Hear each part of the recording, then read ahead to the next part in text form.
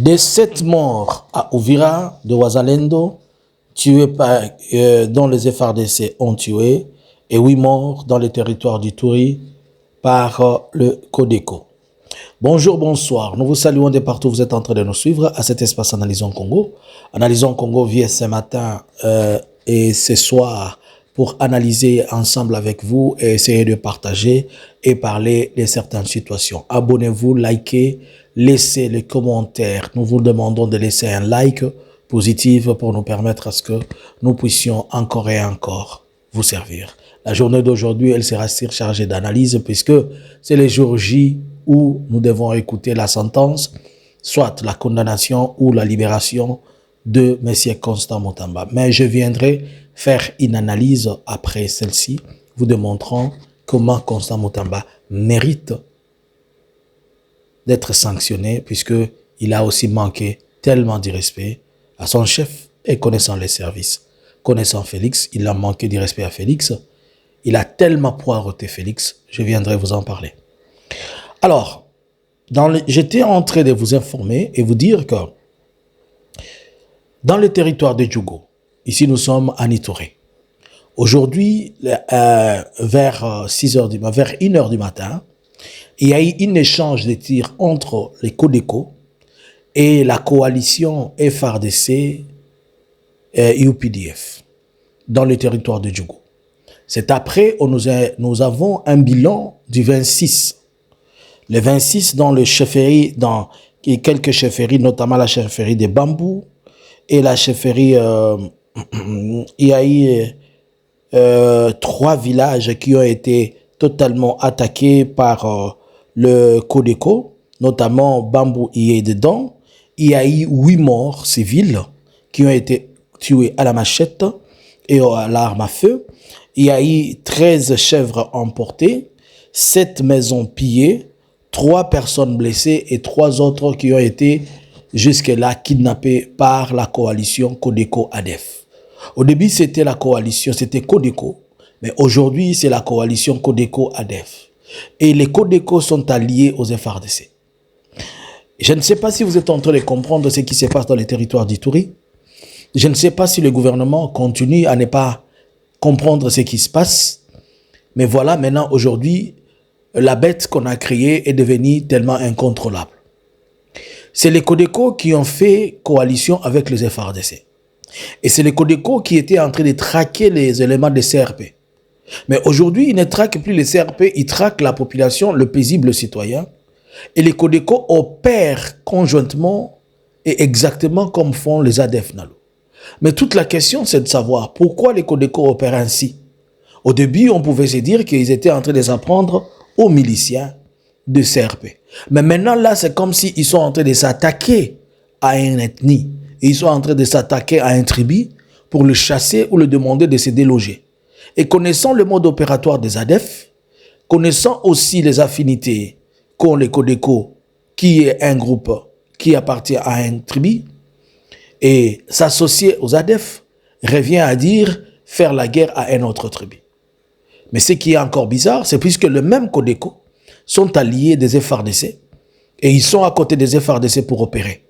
Mais là, aujourd'hui, à 1h du matin, c'est la coalition plutôt UPDF de l'armée ougandaise et la FARDC qui vont attaquer l'air coalisé qui est le Codeco. Est-ce que vous comprenez? L'Ouganda est en mutualisation de forces avec la FARDC. La FARDC est alliée au Codeco. Et la FARDC met des efforts conjoints. Ils opèrent avec les Codeco. Mais aujourd'hui, c'est la FARDC et les UPDF qui attaquent les Codeco. Et les Codeco sont en coalition avec les ADF Nalo. Je ne sais pas si vous comprenez ce qui se passe dans les territoires d'Ituri.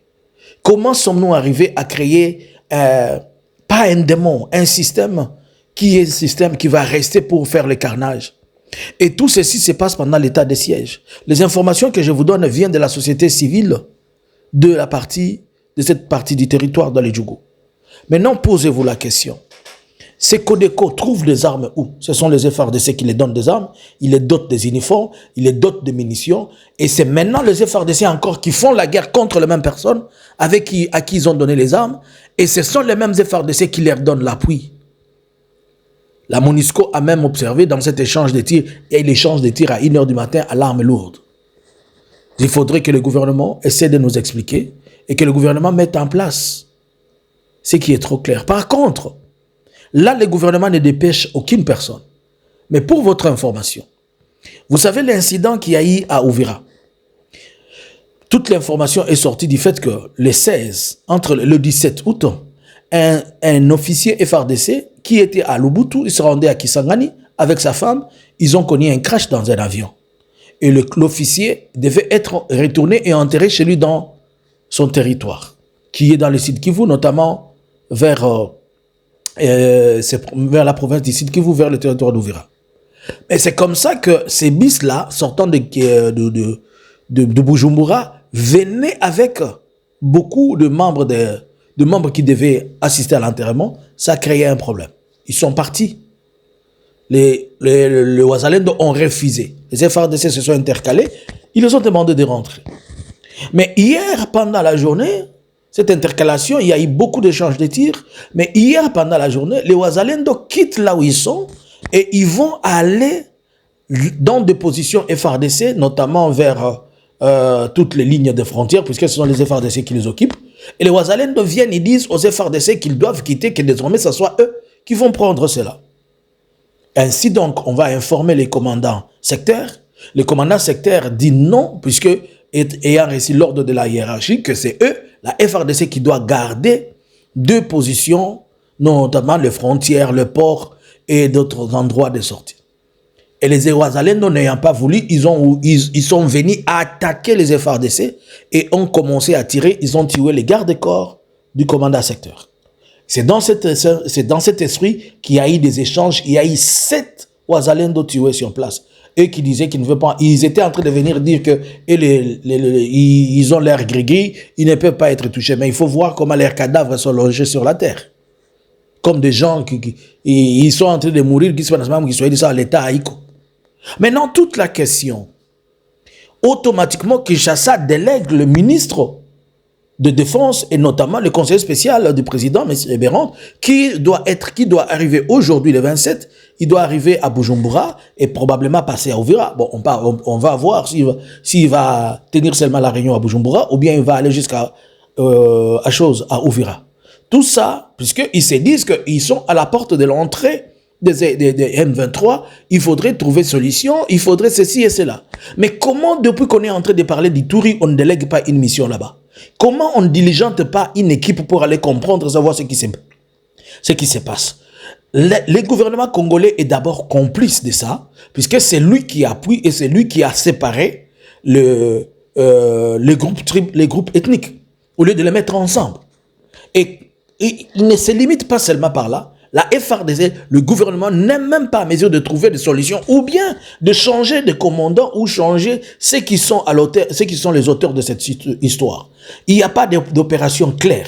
Il n'y a pas de personnes condamnées ou punies par rapport à ce qui se passe. Mais ils prennent tous les efforts et les énergies qu'ils ont, ils le placent sur Uvira, ils regardent seulement la situation d'Uvira, on laisse ailleurs. Les mêmes morts à Uvira, ce sont les combattants qui sont morts. Ce sont des Wazalendo. Nous ne pouvons que déplorer lorsqu'il y a perte de vies humaines. Mais au moins, ce sont des combattants qui se sont engagés. Mais dans le territoire de Djougou, ceux qui sont en train de mourir, ce sont des civils, des vieilles mamans. Vous ne pouvez pas voir ces images et ces photos. Elles sont tellement brutales. Toute la question est de savoir, à quoi joue le gouvernement de la République démocratique du Congo?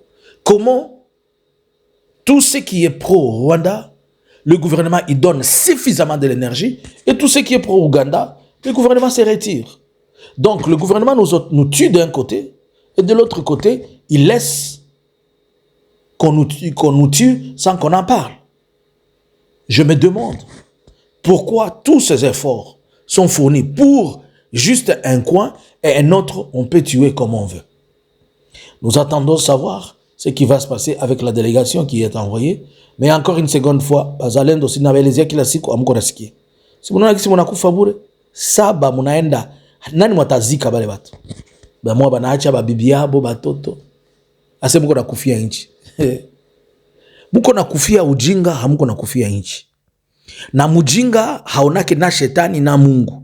Juu na shetani hana lazima abajinga. Na Mungu kwanza anabafukuzaka. Muwaze bien mko nafanya kila siku mko nabelezea, hamko napenda waza. J'ai appris qu'on va aller enterrer le vieux Sikatende. Il y a une lettre qui est sortie de la présidence, signée depuis le 19, demandant à ce qu'on conduise la dépouille du vieux Sikatende et aller l'enterrer. Espérons comment les choses vont se passer. Mais pourquoi jusque-là, on ne sort pas aussi le dépouille de Peter Chirimwami? Bonjour, bonsoir. À vous, le clavier. Nous nous retrouvons encore dans de prochaines analyses. Bonjour.